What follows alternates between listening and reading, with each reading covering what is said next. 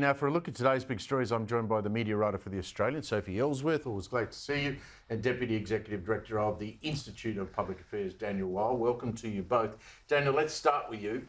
Funding stoush broken out between some of the states and the federal government. New South Wales Premier Chris Minns, he's demanding to know why his state is $1.6 billion worse off while Victoria and WA have got increases. Have a listen to Minns. He didn't hold back today.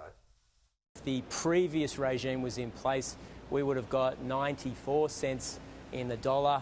Now we're looking at a situation where we're going to get 86 cents in the dollar, and a lot of that money is going to be sent to Western Australia, which is chock full of cash from the mining boom, or down to Victoria, which is now a welfare state receiving a whole bunch of money from the pockets of New South Wales families.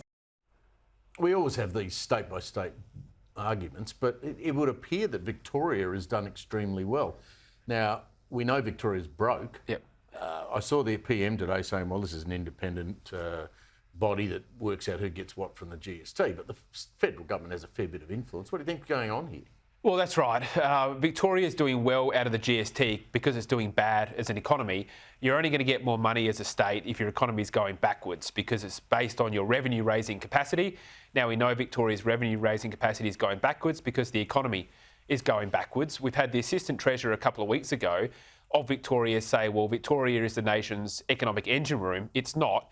It is the ball and chain of the Australian economy. It has the highest taxes, it's the most indebted, it's got the highest energy prices rising at the fastest rate. We've seen 500,000 homes lose power. We've seen businesses move interstate because the government can't guarantee the reliability. And more will go. It's the only state with a net outflow of businesses. And the only plan that the state government has is to go cap in hand to Canberra asking for a bailout. And you've got the Premier celebrating it as some kind of a victory. It shows they've got their priorities all wrong.